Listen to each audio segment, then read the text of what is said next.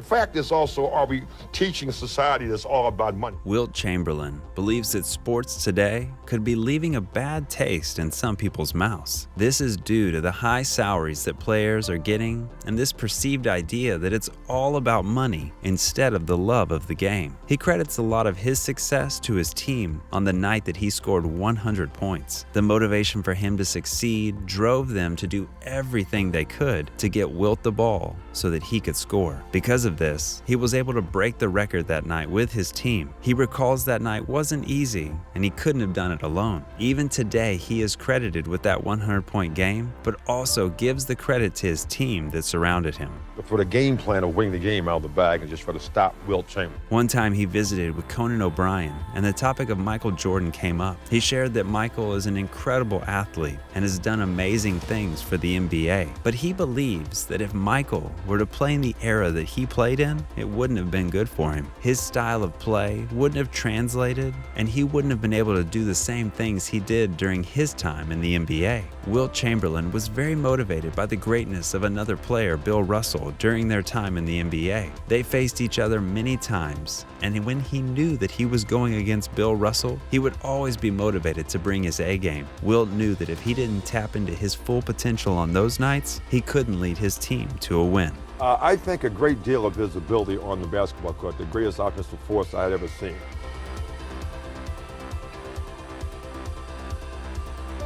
I was going to break a record against them, and they did not want it to happen. They said, not against us is he going to break a record. And so they decided for the game plan of winning the game out of the bag and just try to stop Wilt Chamberlain. And I'm saying that to say that the second half was really belongs to the Warriors as a team. They decided that they wanted me to break that record. They called it an individual record. They went above and beyond the call to make sure that I got the ball whenever and wherever they could. I mean, the Knicks were fouling guys and trying to get the ball from them and said, keep the ball from Will a long time if he gets the ball foul because he can't shoot fouls.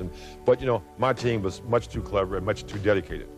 And so when we got into the 80s, people started, of course, chanting for 100. Well, by that time, I was really exhausted, and I had stopped having a good night. I started to miss. Even I got to the foul line one time and I missed my usual 2 in a row. And I said to myself, Jesus Christ, what a way to mess up a good night. And I said, I might not make another foul shot the rest of the night. Yeah, that's definitely extreme, but it definitely gets to my point. People sort of bury their heads and say this guy is going to go away and this or that and the other thing. And before you know it, he was the Chancellor of Germany, and we all know the rest, you know. We cannot continue to have our mainstay, which is sports, the thing that I think most of us gravitate to and affects us all sooner or later, continue to go in the direction which is going. Exactly right. Sports, they used to say he's a sportsman. It was all good. Everything about sports was really good. I mean, amateur sports and sports in general. But now, it has a very bad taste in many people's mouths. Well, let's take the $120 million that someone may make, you know, and you think, oh, I'm not a sports fan, it doesn't affect me. Well, what about if your doctor goes to the game, takes his family, ticket prices go up twice as much. The next month when you go visit your doctor, your bill has about 15% higher price on it because he has to get that money back from somewhere. So it's the domino principle which affects us all. And we got to be very, very, you know, the fact is also, are we teaching a society that's all about money? Only a small amount of people make the real money that's we hear about. And they're making it seem like it's all about money and not about the love of what you're doing.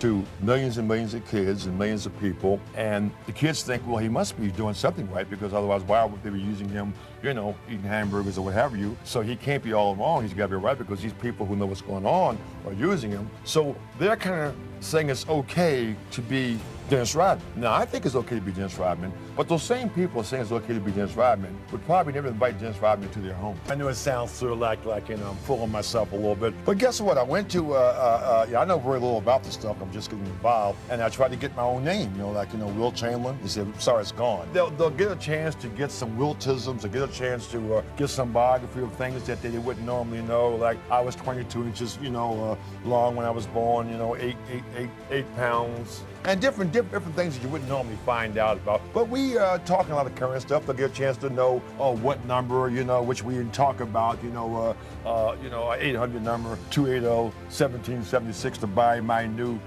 book, you know, right.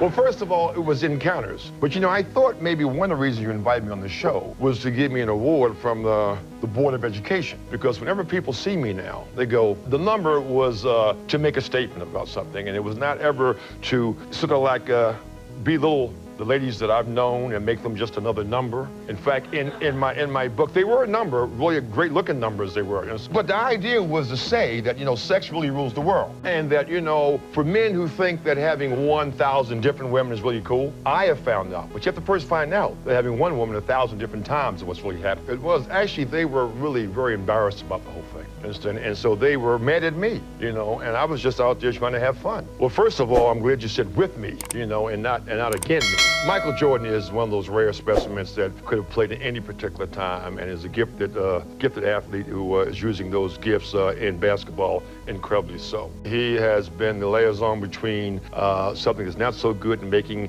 it great for all the rest. I think that almost every man in the NBA should give him 10% of their checks.